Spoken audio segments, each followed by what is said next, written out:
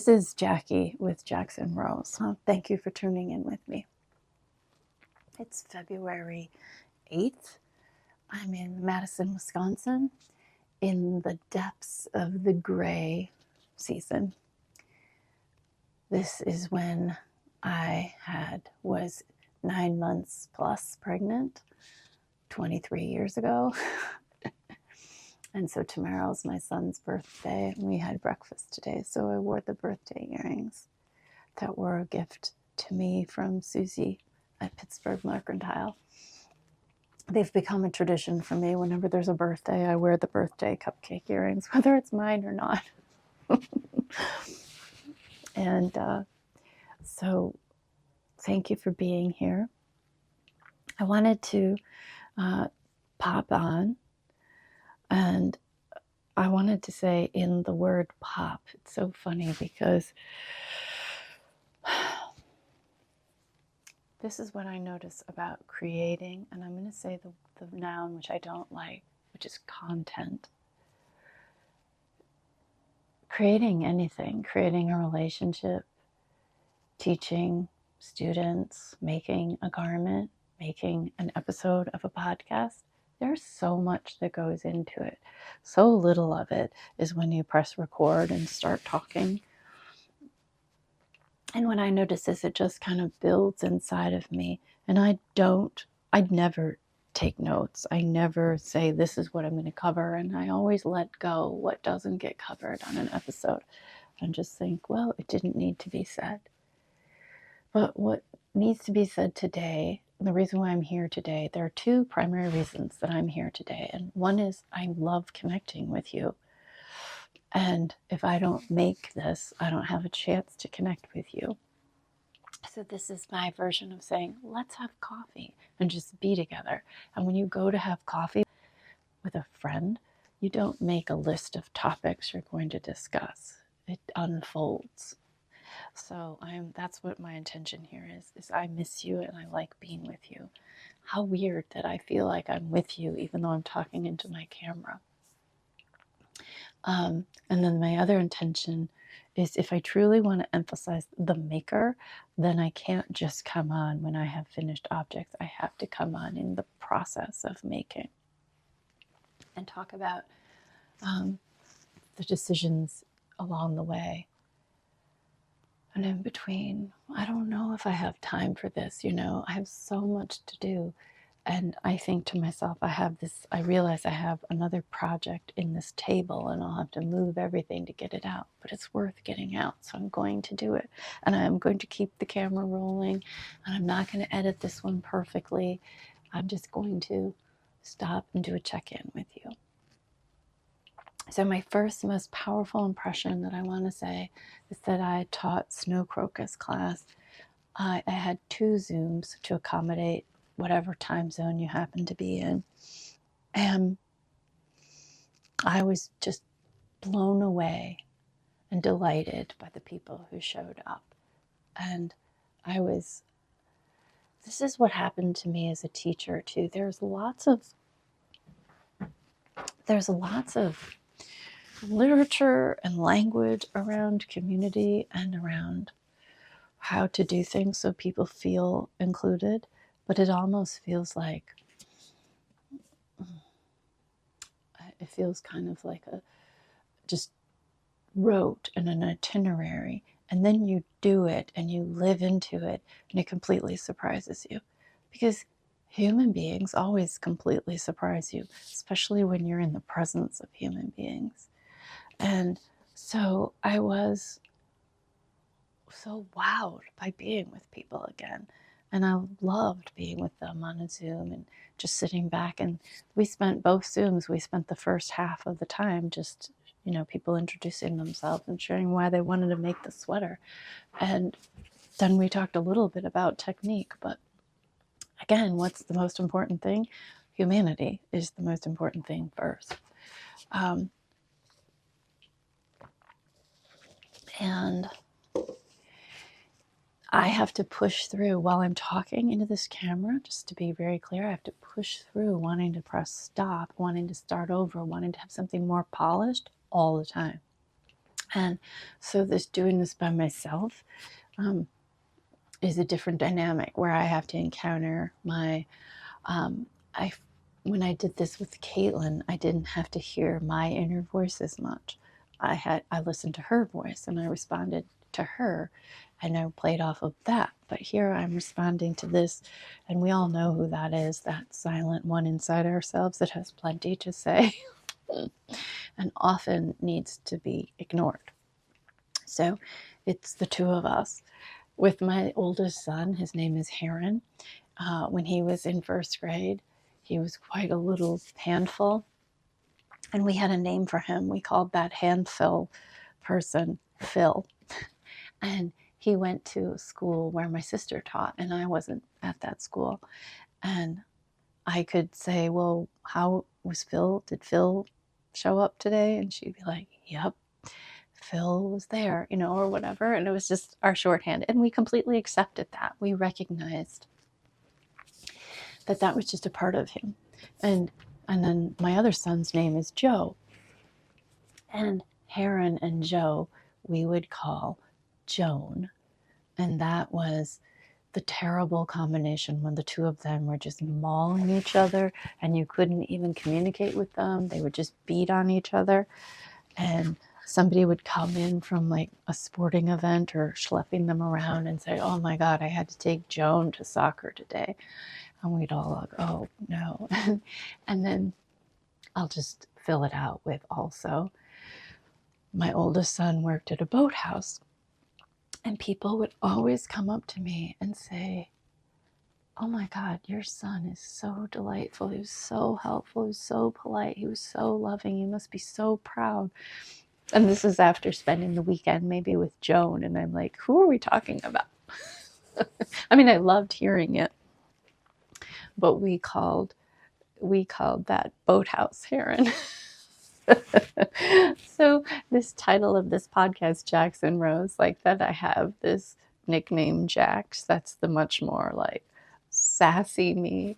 Mrs. Rose, the teacher. I mean, my own kids were the same way. When we'd get in the car, they'd be like, oh, we're with Mom, Mrs. Rose, because I did eventually work in the same school as them and we'd have to commute home.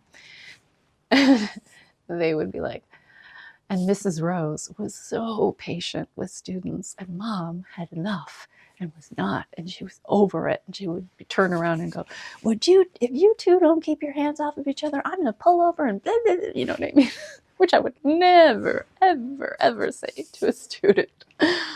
So anyways, all that to say, what was I saying? Oh, I was talking about my own inner voice and trying to podcast with myself. Honestly, I should name that inner voice that's always appraising what I'm up to. Having a relationship with that voice. Also, I would say that, you're familiar. You all have it too. Like the voice who says the same mean things that she always says, and you go, oh, there you are again. I mean, I honestly think you need to just befriend that. I don't have a name for her. I should come up with a name for her. When I got to be on Zoom this past weekend with the people taking the snow crocus class, I was just delighted all over again by what it's like to be in people's company in real time. So I'm really grateful for that. I guess I'll say a plug about the class that it's not too late for you to take it. I've recorded a lot of content that's just in my Patreon for the classroom level. It's just there. So let's say Snow Crocus isn't in your cards right now. You could always do it later. So I'll start with that knitted object and then I'll go through some others. But this one is the third version, well, actually the fourth. The third version, the third and final. This one has the folded over collar and it's catching on my fabulous cupcake earrings. It's in Elmer Cookie with Birdie Shoe. And I'm very in love with it. I started over because I wanted to do the folded over neckline and I didn't want to sew it down. I wanted to knit it down. So I'll show you what that other collar looked like. This is the other collar version. And if I sewed it down after the fact, those stitches would be, would be fine, but they wouldn't be as flexible as knit down stitches. And I also didn't think, I thought I'd want the neckline a little taller than that, so I started over. I have yet to put that collar on these longer needles.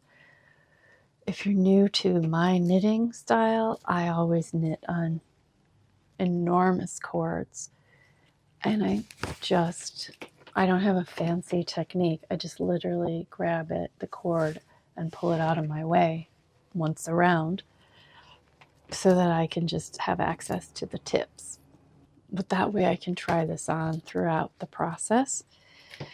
And I just want to flash, I don't know, I'm flashing. This is the little knitting bag because we like to see these things. This was just some old thrifted bag, but I think it's very fun. I love the cream and the cream.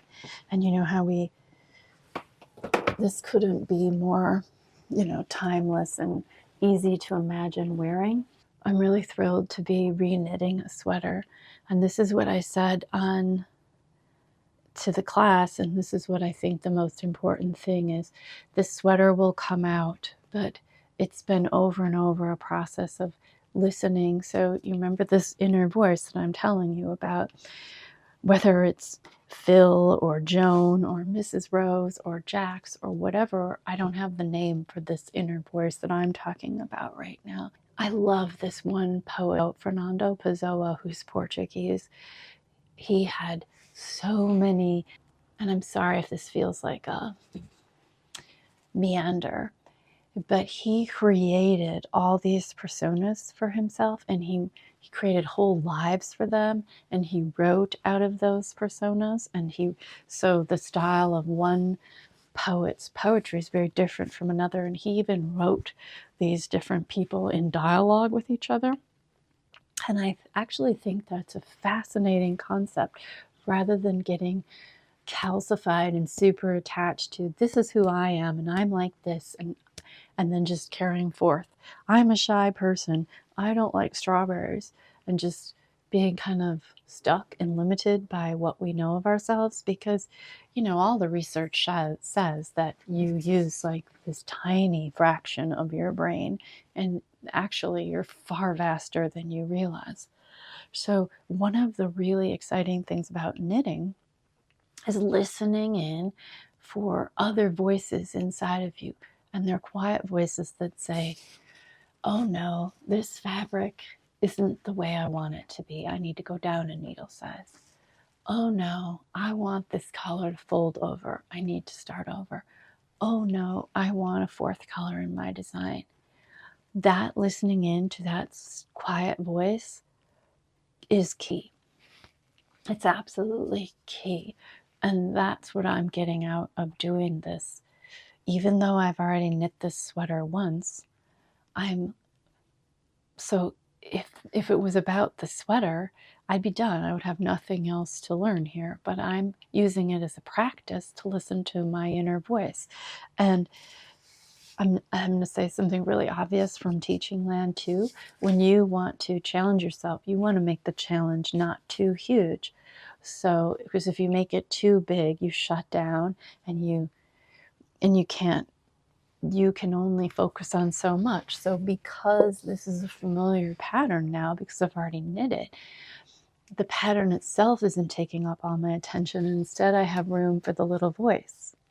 And so then I have room to be very expressive with my knitting and this garment. I'm loving watching, I just want to say it too, I'm loving watching the knitters who are taking the class, watching their sweaters unfold. I love teaching, so I'm very excited to have a chance to teach again. Teaching adults this time, making sure they feel welcome, making sure they know there are no dumb questions, but making sure that they're also given enough to be independent. The worst kind of teaching and parenting is this hovering, I'm going to do everything for you and you need to just blindly follow me. That is not what I want to create. And so what I'm seeing is people, the thing that you as a teacher or parent, we all know this, but I'm just going to say it, you get so excited when your student or your child figures something out and they have that, I figured this out, or I tried it this way, and that's all we can want. And that's this beautiful participating in the experience of being human and knitting together. That's genuine community where you set the conditions, but then the people within those conditions are thriving and thinking and discovering and having successes, but knowing that there's help for them. So I'm really loving that. And some of this content that I'm putting on this video right now, a short video that I'm, just trying out a new way of podcasting. Maybe I've said it on Instagram already, but not everybody watches Instagram. So the other piece that has been, I've been thinking a lot about is this Twigs sweater. This is Midori Hiro's Snow Crocus, and this is the Twigs sweater by Junko Okamoto. And it's knit with Isair alpaca too, which is half wool, half alpaca, and then the color work is with Birdie from Diamond Lane or the Lamb and Kid. So predominantly it's this slate blue and then shoe. And the thing that was such a revelation to me is when I see it, without me, I'm kind of like, eh. But then when I put it on me, I see how they work. Oh, and I have that microphone. Sorry. I see how my hair is picked up here. My eyes are picked up here. I literally put the black in because I think it makes it more wearable. It grounds it for pants and shoes and things like that. And then I wanted to have a little bit more color instead of the 3-color design, also to give it a little more, I would say, zest, a mild zest, to make it more play better in outfits once it's a finished garment, because ultimately I want to be wearing this and not just have some pretty thing on my needles. So it will go from the 2-color contrast colors separated by bands of black, and then one more time I'll put in the little burst of burgundy and blue, and then there's one more giant motif that will be in the main contrast colors.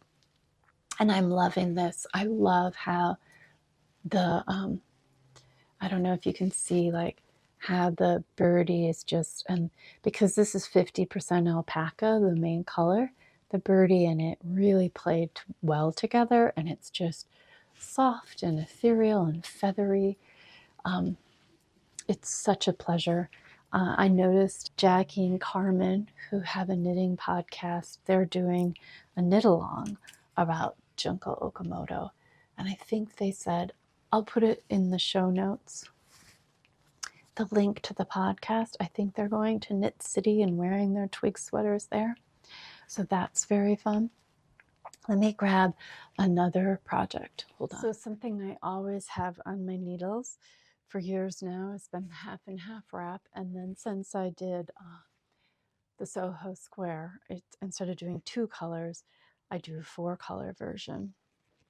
And so this is the current color that I started, and I chose it, because I've been working with Melissa Jenkins, and it's something that looks lovely in the summer palette. That's my palette, summer.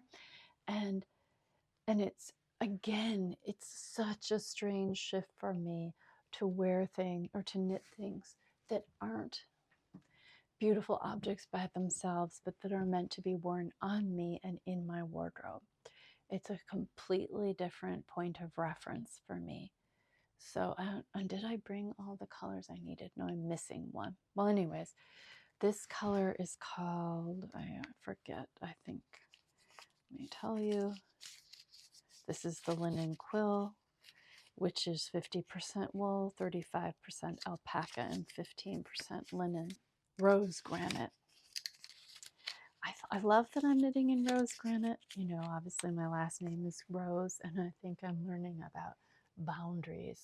So I think it's interesting that I would be knitting in rose granite right now. I love rose granite, and I love pale oats. This is like Elmer Cookie. Pale oats is just one of these colors I love, you know. And so these will be my main colors. Here's the shift. Here's the challenge for me. Let me show you. Normally, and you're going to be sad when I show you this, and so am I, and we're all going to survive. But normally, I would put these two in as my contrast color stripes. I have, you know, I actually have pants in both of these colors, and I haven't decided, and I could decide, and all of that. This would definitely work, and I think it would be so beautiful. This is a new color to them called Magnolia Blossom, and to make this in the spring seems so perfect. And then this one is called Dandelion Yellow, which I've always loved. So of course this would be lovely, and I'm obsessed with it. However, when I think about wearing it in real life and like what would look classy, classy, what a strange word that is, elegant, timeless, would fit into my wardrobe really well, and I could see looking fantastic. Okay, this is going to disappoint you. It's not the same. Here's something I'm thinking about. I think these would be so smart together, so incredibly smart together. I already made, this is the Kiln Red. I already made a half and half wrap and gave it away in this color. I love this color. I don't care if it's summer or not. I think it's probably autumn, and I don't care. I love it. And then this is gray denim, which would make it incredibly wearable. There is another option in the department of wearability. I don't like this as much, but this would work too, but I think it's too boring. But I have a sweater in this already, but I would never do that. That would be a big no for me. So once I get to the point where I get to join the new color, I will either go this direction, the classic, timeless direction, or I will go this direction. But I feel I'm telling myself, I don't know. I haven't decided. So you'll see, and I can't really know until I get there. And I just wanted to point out too, color. I don't watch a lot, but sometimes I watch those runway shows, and there was a color I saw on a lot of the runways for spring that was so beautiful. And this is pale celery. This is a glorious color. I just I haven't figured out how to use it yet, but I want to use it in something. Not sure quite yet. I think it would look lovely though, maybe even just as a mini mock neck with a little, like, look at this, like, you know, with the collar up here and here and here in this color maybe, and just wearing that with jeans, I think would be amazing. So that's the Soho Square, the big one. I have another one in Birdie on my needles in gloaming, because I did do a gloaming one and I gave it away, and I still want gloaming. This is my new gloaming one. I think the old gloaming one, yellow, like a yellow and a pale gray. But these are fun, beautiful colors. So I'm waiting to have the color making retreat, which is next weekend. There's some new colors. It'll be very fun. We are going to have birdie kits designed to be spring, summer, autumn, winter for the people to see and choose from and play with. We've taken some of the yarns and just sorted them by season and letting people play. So I do have a lot of linen quill, Elmer, and Birdie in my stash, and I'm going to bring it all to the retreat, and we're going to use that as a palette to play with. And I'm going to have the attendees help me choose my third color, or my fourth color. What's really lovely about this design is, yes, you can pick your 4 colors, and I've done that pretty much all the time, but sometimes if you listen to that small voice, the small voice says, oh, that's not working, and I love this new blue, but I'm not sure I want to do it as the second half of this SoHo Square. And the mean voice, which I need to give a name to, will say, why are you knitting all these SoHo Squares? Shouldn't you do something, new and stay current? And again, I'm trying to do things differently. I'm trying to explore color. I'm trying to explore my own wardrobe. I'm not trying to explore the gigantic landscape of the entire world of Instagram. I can only explore my little corner of it. I am very excited about Amy Palco's new pattern coming out, Plaid, and I'm looking forward to leaning into that as a color opportunity. I have a tool I want to share with you as well that is so incredible. I don't have it handy, so next time I have an amazing color tool. The final project on my needles right now is the Knit Collage Knit Along, which I failed to finish the sleeves, and I just want to show you that before this is the Rhinebeck sweater, and the way Cheryl designed it, I think, was in garter, and I wanted to do something slightly different. So I started with her pattern, but then from there I decided to add bust darts, and I decided to add more short rows, and I'm sure I made it smaller. And then I'm going to pick up the sleeves, and I'm going to pick them up as short rows and then knit down.